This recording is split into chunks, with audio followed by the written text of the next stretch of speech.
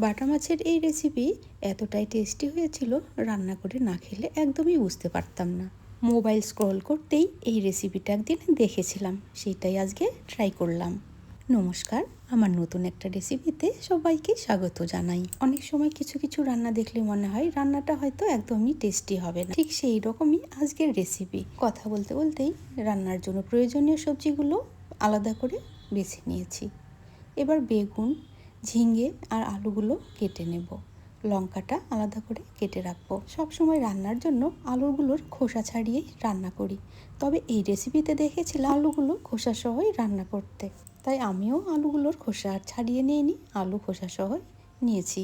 তবে আলুগুলো একটু সময় জলে ডুবিয়ে রেখেছিলাম, তারপর খুব ভালো করে পরিষ্কার করে ধুয়ে নিয়েছি। আলু, ঝিঙে, বেগুন একই মাপের কেটে নিয়েছি। ঝিঙেগুলো বেশ লম্বা লম্বা করে কেটে নিয়েছি, আর বেগুনগুলো তো একই রকম করে কেটে নিয়েছি।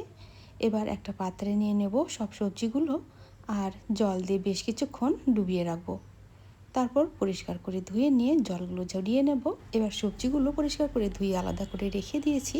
এবার যে মশলাটা দিয়ে ঝোল রান্না করব, সেই মশলাটা আগে তৈরি করে নেব। প্রথমেই গ্যাসে একটা কড়াই বসিয়ে দিয়েছি, আর শুকনো কড়াইয়ে পোস্ত আর কালো সর্ষে ভেজে নিয়েছি। এবার শিলনোড়ায় বেটে নেব। খুব সুন্দরভাবে গুঁড়ো করে নিয়েছি। একটা বাটিতে গুঁড়োগুলো রেখে দেব। এবার মাছগুলো কেটে বেছে পরিষ্কার করে ধুয়ে নিয়েছি। লবণ আর হলুদ দিয়ে মেখে রেখে দেব। এবার কড়াইয়ে সর্ষের তেল দিয়েছি। মাছগুলো সর্ষের তেলেই ভালো করে ভেজে নেব। মাছ ভাজাগুলো উঠিয়ে নিয়ে ওই তেলের মধ্যেই কয়েকটা লঙ্কা দিয়ে দেব। এরপর লঙ্কাগুলো হালকা করে ভেজে নেওয়ার পর সবজিগুলো ওই লঙ্কার মধ্যে দিয়ে দেব। অল্প লবণ দিয়ে সবজিগুলো ভেজে নেব। হালকা ভেজে নেওয়ার পর সবজিগুলো যাতে সেদ্ধ হয় সেই পরিমাণ মতো জল দিয়ে দেব। এবার ঝোলের পরিমাণ মতো লবণ আর হলুদ দিয়ে খুব ভালো করে মিশিয়ে নিয়ে গ্যাসের ফ্লেমটা লোতে রেখে ঢেকে রাখবো, আর সেদ্ধ হওয়া পর্যন্ত অপেক্ষা করব। এবার কিছুক্ষণ পর সবজিগুলো সব সেদ্ধ হয়ে গেলে ঝোলের পরিমাণ মতো জল রেখে একটা ফ্রাই প্যানে সর্ষের তেল, কালো জিরে আর শুকনো লঙ্কা নিয়েছি। গ্যাসে বসিয়ে দেব আর একটু ভেজে নেব।